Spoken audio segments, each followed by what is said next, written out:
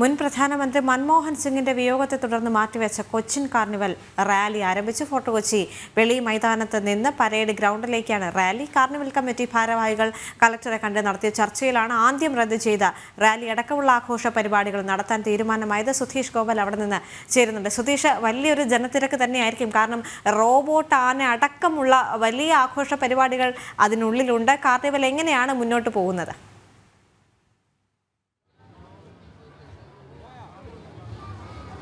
ദേവിക, ഇത് 41ാമത്തെ കാർണിവൽ പുതുവത്സര റാലിയാണ്. 1984 പുതുവത്സര ആഘോഷങ്ങളുടെ ഭാഗമായി അന്നത്തെ ഫോർട്ട് കൊച്ചിയിലെ ചെറുപ്പക്കാർ ചേർന്ന് രൂപീകരിച്ചതാണ് ഒരു കാർണിവൽ കമ്മിറ്റി.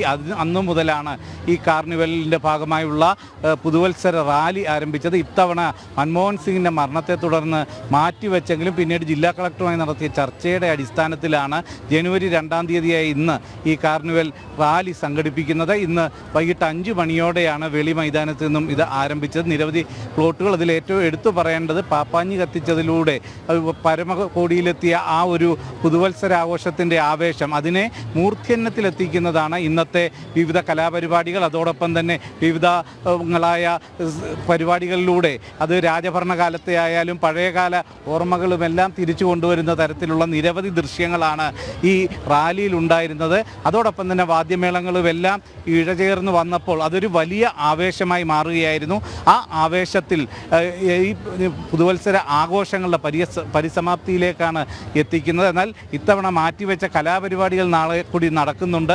വലിയ രീതിയിലുള്ള ആവേശത്തോടു കൂടി തന്നെയാണ് ജനങ്ങൾ ഇതിൽ പങ്കാളികളായതും അതിൻ്റെ ഒരു ആവേശത്തിമർപ്പ് അതിൻ്റെ അവസാന ഘട്ടത്തിലേക്ക് എത്തുകയാണ്. ഇപ്പോൾ വെളി മൈതാനത്ത് നിന്നും പ്ലോട്ടുകളും എല്ലാം തന്നെ പരേഡ് ഗ്രൗണ്ടിലേക്ക് തിരിച്ചു കഴിഞ്ഞു.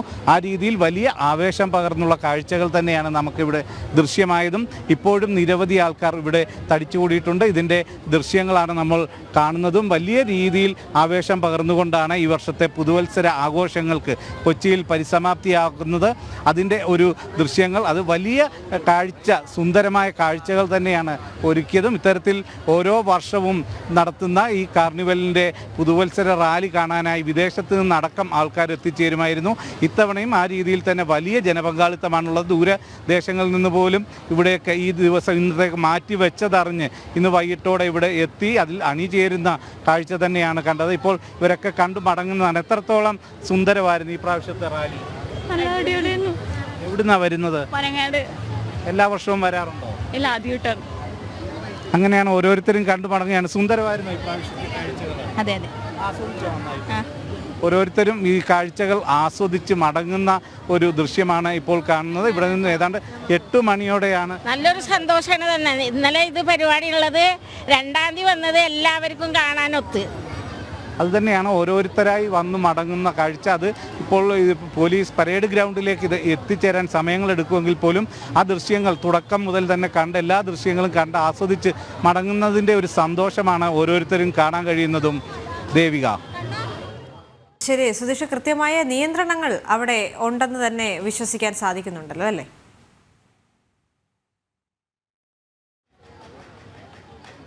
കൃത്യമായും നിരവധി പോലീസ് ഉദ്യോഗസ്ഥരെ അതിനായി വിന്യസിപ്പിച്ചിട്ടുണ്ടായിരുന്നു. അതോടൊപ്പം തന്നെ അഗ്നിശമന സേന അടക്കമുള്ളവർ സുരക്ഷാ ക്രമീകരണങ്ങൾ ഒരുക്കുന്നതിനായിട്ടുണ്ടായിരുന്നു.